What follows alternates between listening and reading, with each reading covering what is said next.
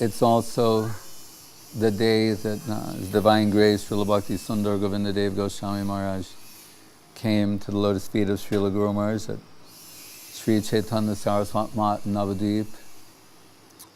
And I recall being in London with His Divine Grace, and while his entourage were packing and preparing to go, he was reflecting upon his childhood pastimes in Bamanpar. Bamanpar means, Brahmanpur. Everyone traditionally there are Brahmin stock, and we will find in the pastimes of Prahlada Maharaj, he's tortured for his devotion, for his spiritual culture. And if you talk to many people come in connection with Krishna consciousness, they'll tell some story about how their life was not going so well before coming in connection with Krishna consciousness. And maybe that led them to more seriously explore spiritual options. Krishna tells Arjuna in Bhagavad Gita, Chatur vidha bhajante mam jana sukritin Arjuna arto jigyasa tarti gyani cha bharatarshabha. About the four types of people, and by inference we can say four basic situations from which people make their approach. Were they doing that before I started speaking, or they just... Okay. They're translating it into Sikada. Hey Krishna. They're also feeling separation for Krishna. And what have we done?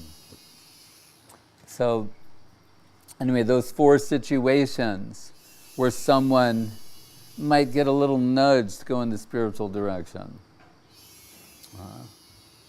As Kunti says, Tvam akinchana gocharam vipadak shantu tat shashvat tattva tattva jagad guru bhavato darshanam yatsyad apunar bhava darshanam.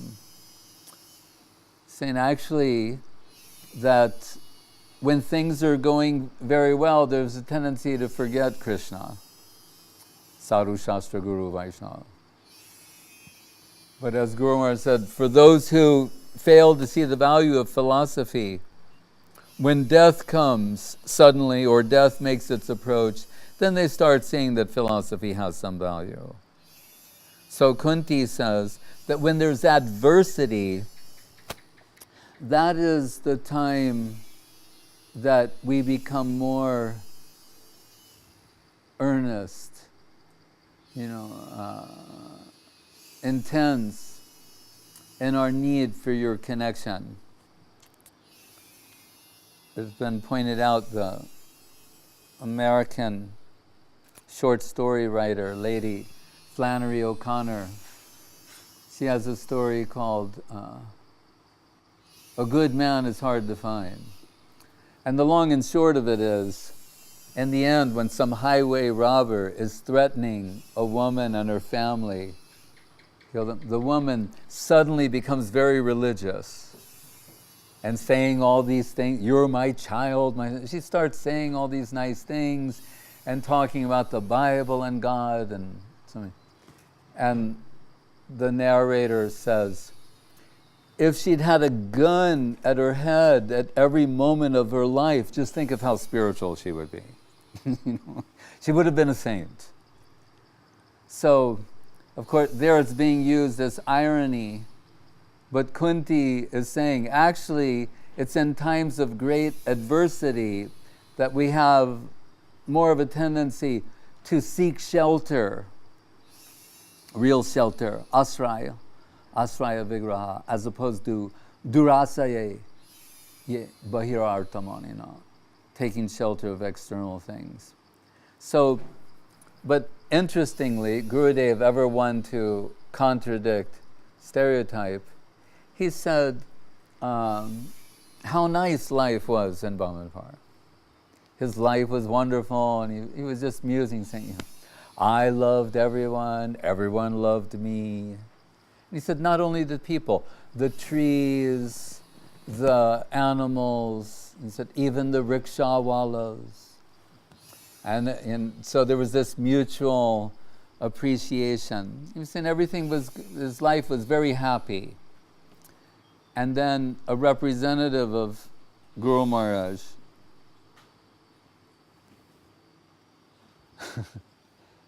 I guess we're just going to have to learn to live with each other. A representative of Guru Maharaj came from the mat, and he said, talking this nonsense. And what was that nonsense? He said, your mother is nothing, your father is nothing, this world is nothing, you'll have to give it all up someday. The way he said it, talking this nonsense. He said, but it struck a sympathetic chord in my heart. I couldn't deny the validity that what he was saying was true. I was living my happy life, but he came talking all of these things that we hear in the teachings of Prahlada Maharaj that are thematically present through all the scriptures. And actually, not to pin the blame for this nonsense talk on sacred text, it's actually one of the themes of literature. Great literature will deal with these things. So it's memento mori, it's dealing with the inevitability of mortality. He said, so I couldn't deny the truth, the validity of what he was saying, and the more suggestions that devotee made, Gurudev was, being backed into the proverbial corner, so to speak.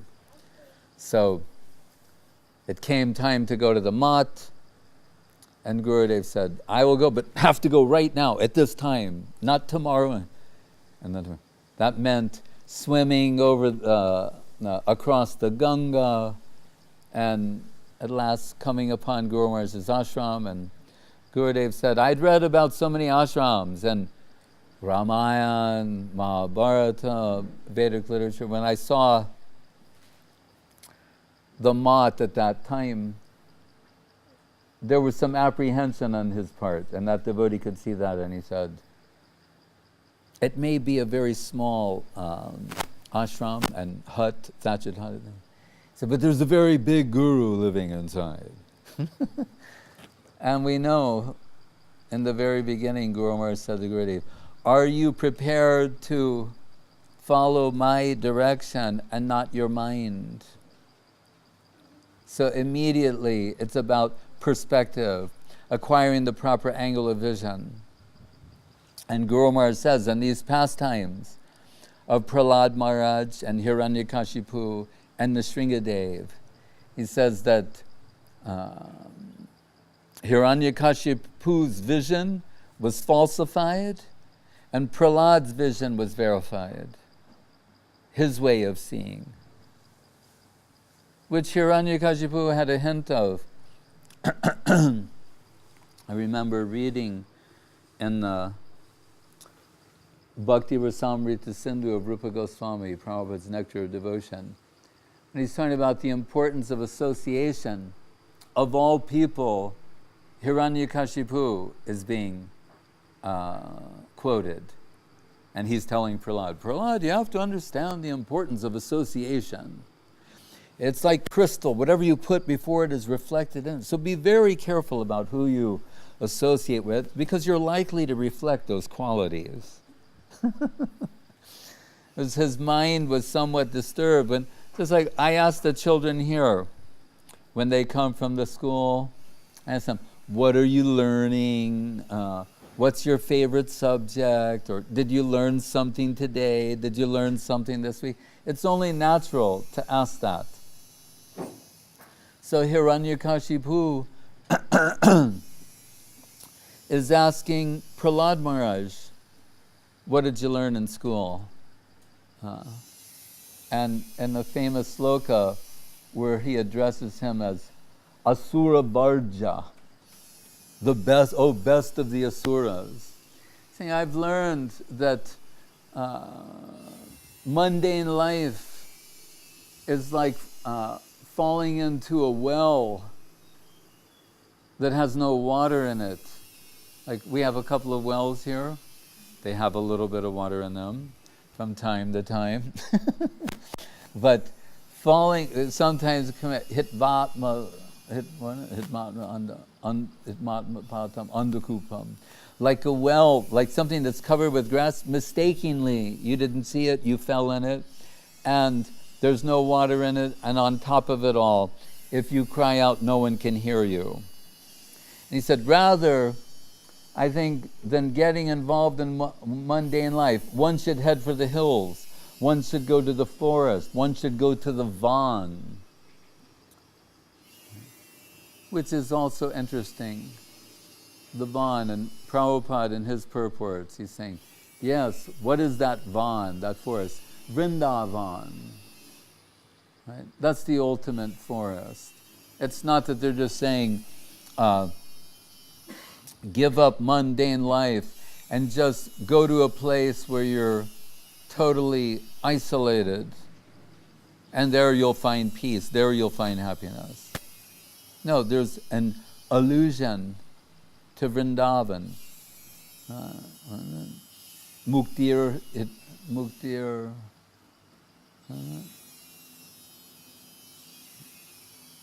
Swarupena Vibhastiti. The actual conception of liberation. Here, Tamodwaram, no. Naishamati stavad urukramangrim sparshat yanarta pagamo yadarta mahiyasham paravajobhishekam niskinchananam navernita yavat. Urukram, he of wonderful stride, means he does wonderful things. We say in here, Tavakara kamala bharenatam adbhuta shringham. A contradiction. Kara kamala bharenakam. The lotus we associate with softness. It's in his lotus-like palms. From these beautiful lotuses come out the nails that tear Hiranyakashipu apart. It's mentioned in the Gita. Why does the Lord appear? We just sang this song, Das Avatars. 10 principal incarnations, but they're innumerable according to the Bhagavatam. Why? Paritranaya sadhunam vinashaya chaduskritam dharma sangstapanartaya sambhavami juge juge. He appears yuga after yuga. Why? To paritranaya sadhunam, to protect the devotees. Vinashaya chuduskritam. The asuras, or those who are opposed to the culture of Krishna consciousness, you can say, also. Right? Hiranyakashipu was performing austerities to accumulate mundane power, and he did.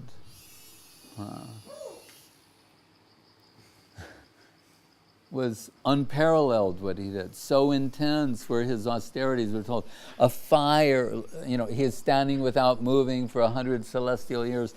A fire burst out of his Brahmarandra on his head that was causing the whole universe to boil, including all the living entities within it, and even the devas were starting to sweat. So they sent Brahma to him. All that remained of him, we're told at that time, was like the skeletal remains, but somehow alive, the Atma maintaining those skeletal remains, with the fire shooting out of his head. So that Brahma came and with his nectar pot poured some nectar on his head to just like, Sabai, be calm, to calm him down. And that's when Hiranyakashipu famously asked for an insurance policy What do mundane people do in the world to protect, to try and, what is the word? Yeah, secure. Find security against the, the inescapable sufferings of material existence. They take out an insurance policy, right? And you go, and depending on the policy, they say, it covers this, it covers that, it doesn't cover this, it doesn't cover that. An interesting phrase they use in the American ones is, they'll say, it doesn't cover acts of God. That Hiranyakashipu should have read more carefully. It doesn't cover acts of adbhutakram, urukram, he who does a wonderful stride, who does wonderful things. It doesn't cover that, but I can cover everything else. Right? So they want to know if it covers flood, what about if you get sick, if this happens, if that happens. So, because basically, what everyone's asking for is immortality. What do they call it? Life insurance, as if they could guarantee you'll go on living. But the irony of life insurance is you only collect on it if you die. But no one wants to call it like death insurance. That we can guarantee. Yes, you will die. And for the minimum monthly payment. No, what are saying? Life insurance. And they always, the classic stereotype of someone selling life insurance is to say to a prospective client, have you ever thought of what would happen in a time when you're no longer here? And they point to the wife and children and try and appeal to them. They think, oh, yeah, I should do something about that. But Hiranyakashipu wasn't exactly thinking like that. He was thinking about himself. He wanted immortality, which is again another theme in the Bhagavatam. This is in the 7th canto. The Amrita, which is based on mrityu, death, mriyate, death, Amrita, that substance that will make you deathless, that will be dealt again in the 8th canto. But anyway, he's trying, as mundane people do, to, how do you say, achieve immortality by the process of elimination through science. So he's asking, he's dealing in terms of life situations, circumstances, and other people. He won't be killed in the day or the night. It's like, check, all right, check. All right. By any man nor beast, check, check. What? Inside or outside, check, check. What else? By any weapons. By anything dead, not alive or dead. And so as they check one after another off the list, he thinks, I've got an insurance policy that basically guarantees me immortality. And Brahma's saying, remember the clause about acts of God. That I cannot guarantee. But everything else, you got it. Huh? Brahma didn't mention that. Yes. So he's thinking that he's somehow outsmarted death. Right? He's outsmarted Brahma. Right? And back to Prahlada. After he sees the early signs of what he thinks are bad association, all this spiritual stuff. It's just like one of Guru Maharaj's relatives. He thought Guru Maharaj was like, at an early age, showing too much signs of detachment. It's part of Prahlada's teachings, right? Kaumara acharet pragyo dharman bhagavatam iha. You should actually, Kumar means as a child, you should take to this as soon as possible. Right? He later mentions also, if you divide life up into how much time you spend playing, how much time you spend sleeping, how much time is spent eating or taking care of the body, you have a very short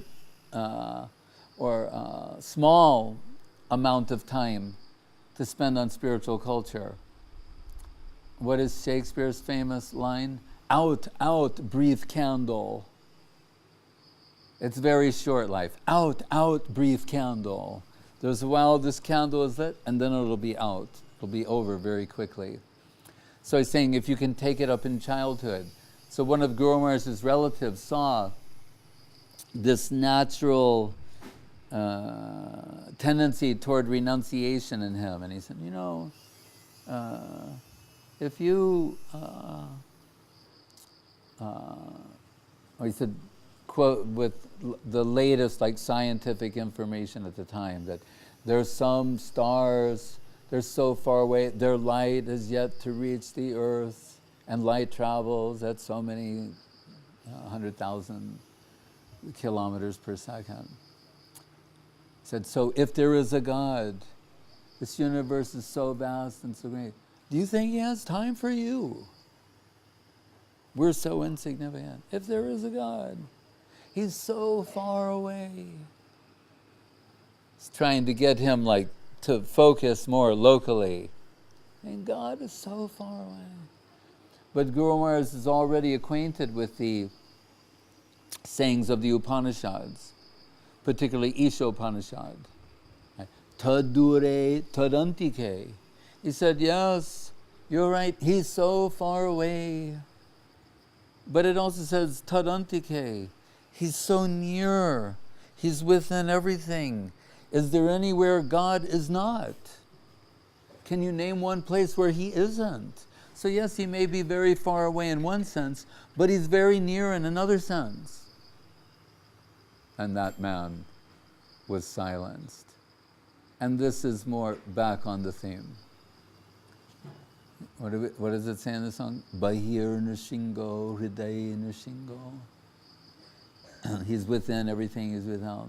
So Prahlad's culturing this type of conceptualization. We're told in the school, like A, B, C, D, Sanskrit, ka, ka, ga, ga, ka, ka, ga, ga, na. So when Prahlad would be reciting the alphabet, when he would say ka, that would remind him of Krishna. So just by going ka, he would think of Krishna and faint, or get to ga for Govinda, he would faint. And it's mentioned in the Bhagavatam, so pure was Prahlad Maharaj as a child. In his chanting and remembrance, the Lord would appear to him, sometimes stroking him. He would feel the soft touch of the Lord, or the touch of his lotus feet. As a child, he would imitate the pastimes of Krishna. So, naturally, Hiranyakashipu was worried about him. So after he saw the first sign of pollution, the spiritual contamination, he chastised the teachers and told them, put them on the more hardcore mundane teachings. So they thought, we've got to up the ante with Prahlad. So they went on training him for some time. And now they're going to present the new, improved Prahlad Maharaj to Hiranyakashipu, and he's taking him on. And so tell me, Prahlad, what are the best things you've learned in the Gurukula? And Prahlad saying, the best things, well, actually, there are just so many wonderful things, but if I had to categorize them, I would say it's like Sravanam, Kirtanam, Vishnu, Smaranam, Padasevanam, Archanam, Vandanam, Dasyam, Sakyam, Atmani Vedanam. Let me tell you about it. It's so wonderful. 9 different processes of devotional Navabhakti. And he says, culminating in giving yourself wholesale to the Lord and his agents. The svatmarpanam, sva atma arpanam, giving yourself, not giving something or just offering something, but actually offering yourself. It all culminates in that. And Guru Maharaj like to remind us that Sridhar Swami, the great Bhagavatam commentator, he says, Ado arpita paschad kriyeta, for any of the sravanam, kirtanam, the hearing, the chanting, the remembrance of all these things, really to be devotion, it has to be an act of self-giving to Krishna, beginning, middle, and end. So we're told, hearing that, this makes Hiranyakashipu furious, and he throws Prahlada down, and he's thinking, remember, his enemy is Vishnu. Why? Because his brother Hiranyaksha was killed by Vishnu. And if we go way back, it's also mentioned by Sukadeva in the story, that, I mean, we have to remember, these are great devotees playing these roles. So Hiranyakashipu is so stereotypically, classically evil, then, an Oscar should be given to Jai and Vijay, for the roles they've played. That these characters still stand to this day, because we were told previously, when the Kumaras were trying to enter Vaikuntha, right, was the famous sloka associated with Tasyaravinda Nayanasya Padaravinda Kinjalka Misra Tulasi Makaranda Vayu Antargada Swavivarena Chakaratesham Sanksobhyam Aksharajisham Api Chitta Tanvo. By smelling the flowers and the tulsi offered to the lotus feet of the Lord, takes on some divine fragrance, and although they were spiritually realized in the neutral sense of the term, when the divine fragrance of the lotus feet of the Lord mixed with the tulsi entered within them, their minds underwent some divine transformation.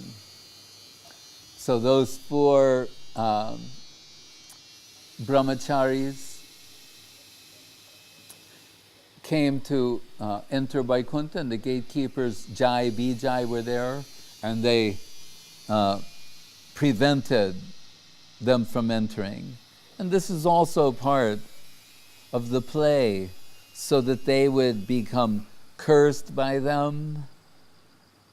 As you recall, there are 3 births that they would take. Hiranyaksha, Hiranyakashipu, Dantavakra and Shishupal, and Ravana and Kumbhakarna. And some say later they appear in Mahaprabhu's pastimes as Jagai and Madhai. So we can understand how exalted they are that they get to play these roles. That's Guru Maharaj's point. That don't think, we can be fearful of the character, but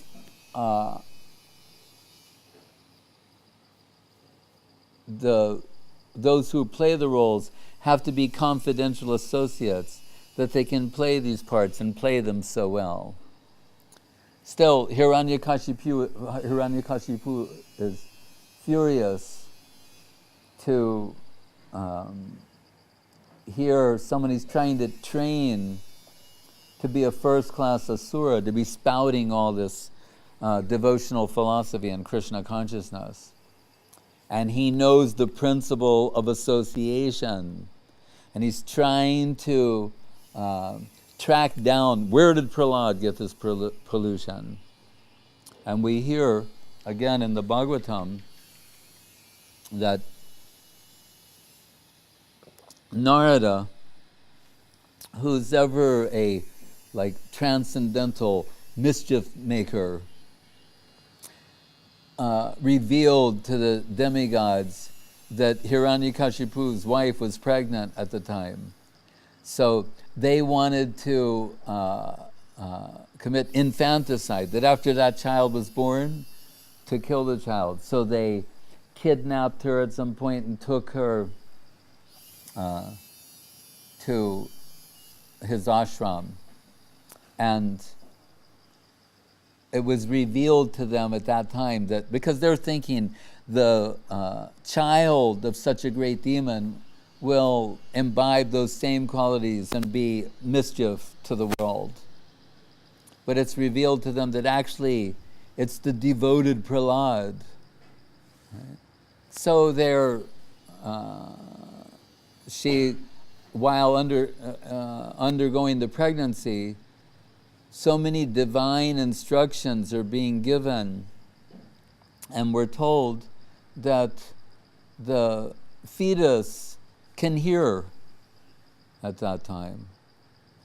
And just the story of Abhimanyu is there too. So Prahlad's hearing all these things, and on account of his acquirement,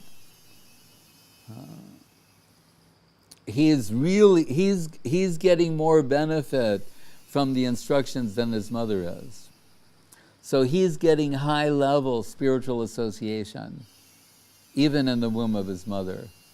And Brihad Bhagavatamritam, when Shiva, after being praised by Narada, is deflecting that praise and deferring to Prahlad Maharaj, when Narada, on Shiva's advice, approaches Prahlad, we're told Prahlad has Guru Puja for the approaching Narada. And Narada's ecstatic with praise of Prahlad Maharaj and the devotion of Prahlad Maharaj, because this is the beginning of Shuddha Bhakti. What does he say? Later, when the Nrsimhadev will offer boons and benedictions to Prahlad Maharaj, Nasa Britya Sabai Banik, Prahlad's hurt, he's being tested, and also a spotlight is being shined on his devotion. He's saying, I didn't worship you to get something. I'm not a vanik, a merchant. That the real point of all of this was to get something from you. I just want pure devotion. So Prahlad's the beginning of Shuddha Bhakti. That's why it's important to understand the teachings of Prahlad Maharaj. Matirna Krishne Parataksvato Ba Mito Pipadyeta Griha Vratanam. You can't get this on your own or from a group of similar people. Right? Only through having genuine association, being bathed in the dust of a genuine devotee, can this be extended to you. Bhaktya sanjatya bhaktya. And we're told in the end, after so many instructions are given, etat sarvam guru bhaktya purusha yanjaso jayet, can all be distilled into one thing, devotion to Guru. So when Narada is praising Prahlad Maharaj, that's embarrassing to him, to get for the disciple to be praised by the Guru. And he's saying, Gurudev, I'm one of your insignificant devotees. Why are you praising me? Actually, I don't think my situation is very good. He said, I don't think there's evidence that I really got a drop of the mercy of the Lord, because I don't have any seva. And then he starts praising Hanuman, saying, yes, Nrsimhadev appeared to me, and then he went so quickly. And then, what? I was given a kingdom, but not any personal direct seva like Hanuman. But anyway, so Prahlad is considering himself insignificant. But Hiranyakashipu is now they're going to test their way of reading the environment. Hiranyakashipu's got a way of interpreting the world and life circumstances. Prahlad's got a way of seeing things. Back to Guru Maharaj telling Gurudev, you're going to listen to me and not your own mind. Prahlad's saying, you can't get this by mental culture, intellectual culture, or any such thing. You only get it in connection with the devotee, and he had that connection. So, and Hiranyakashipu, we're told, tried in so many ways to break Prahlad by torturing him. Right? And Guru Maharaj at one point said, so what do we learn from these pastimes? That if you're going to pursue Krishna conception, be prepared for a life of trouble. Right? But as Yudhisthira says a similar thing to Narada in Brihad Bhagavatamritam. He says that when Narada is praising him and the Pandavas, Yudhisthira is saying, well, people will see by our pastimes, but the Lord, being a devotee of Krishna, means a life of trouble. You can expect to find yourself in so many difficult circumstances. And Narada responds to that by saying, no, what they understand is life is full of troubles, and as a devotee you can expect the Lord to come and save you from that. So as Hiranyakashipu, a great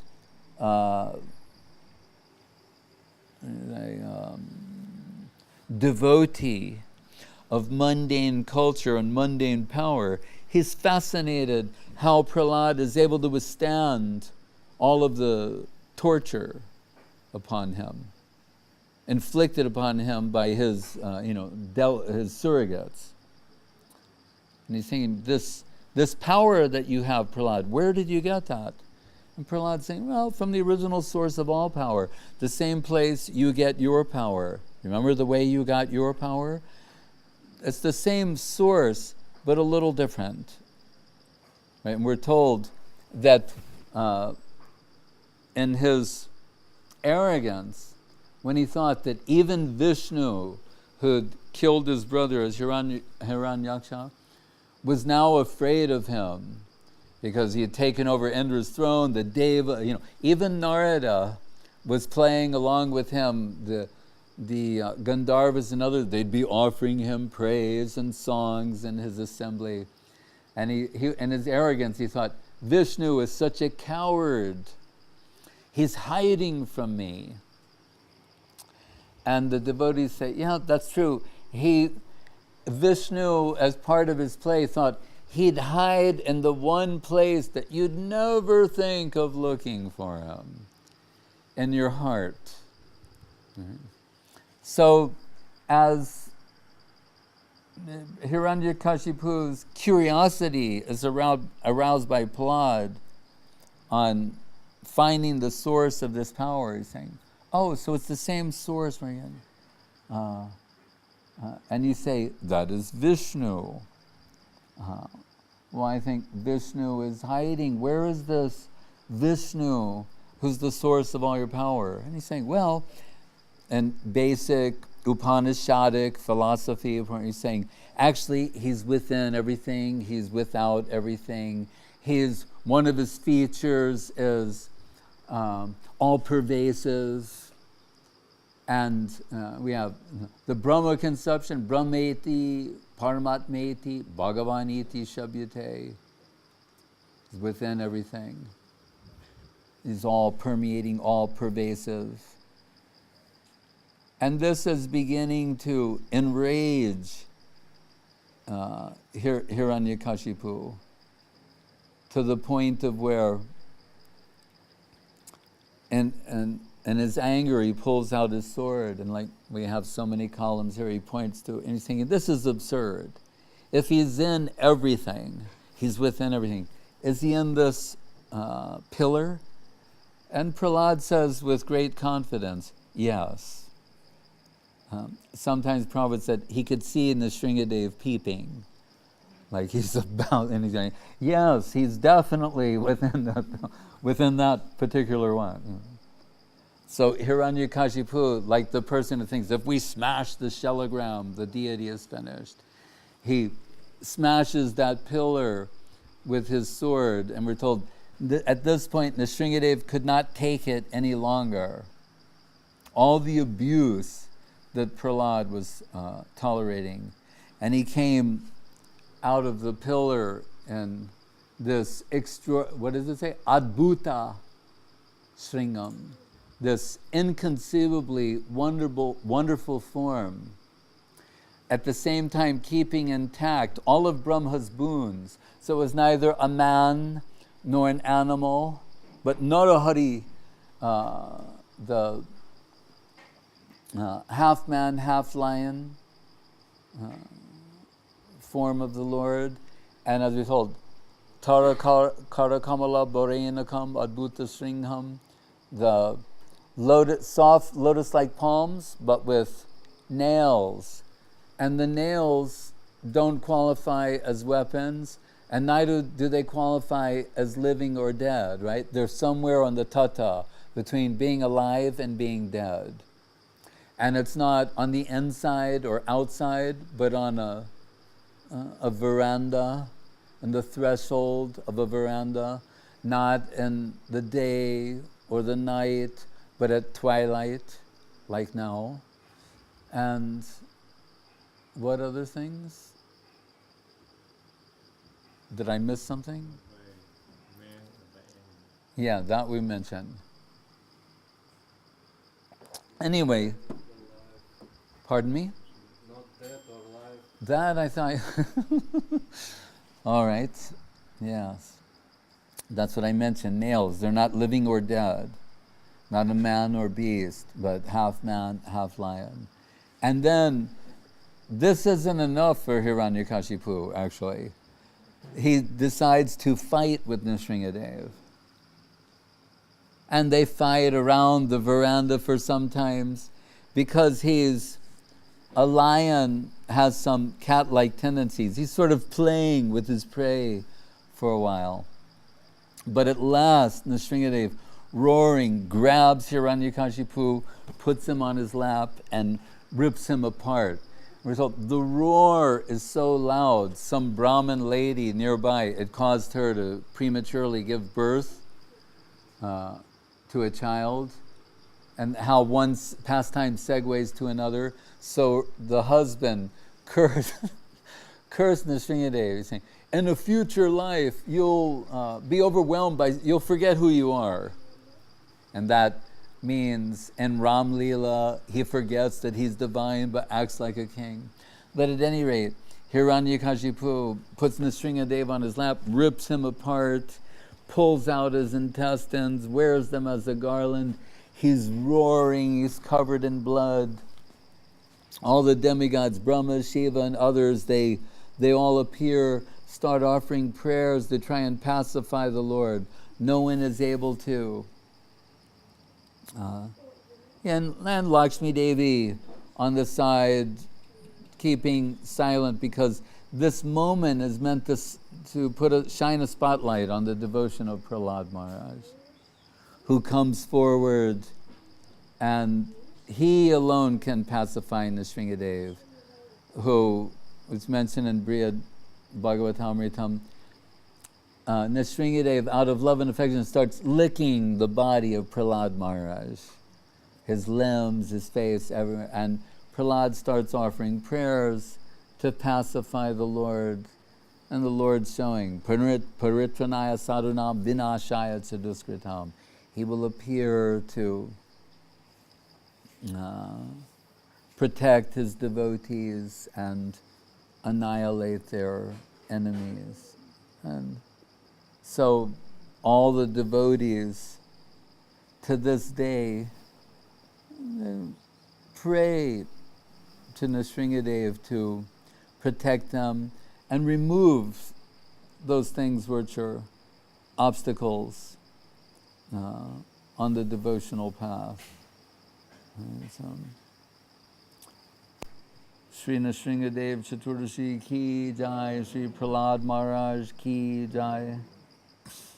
Can you sing? I can't sing. Right? If you can sing the Namaste Ananda Shingaya prayer, and then have a kirtan. Pardon me? Never sing this song. It's very simple. Anyone else can sing? Paramananda? It goes like this.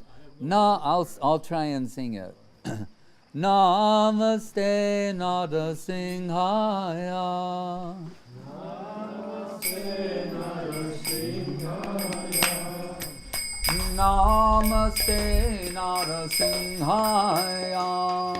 Namaste Nrsimhadev. Prahlada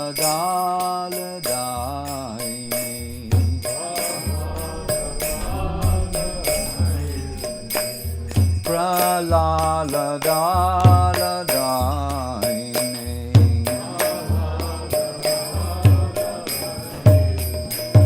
Hiranyakashipu Vaksa. What is it? What page? Hiranyakashipu Vaksa.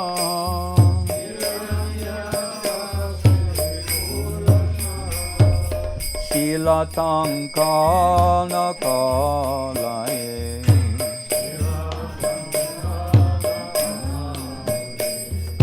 Shilatangkana kalaye.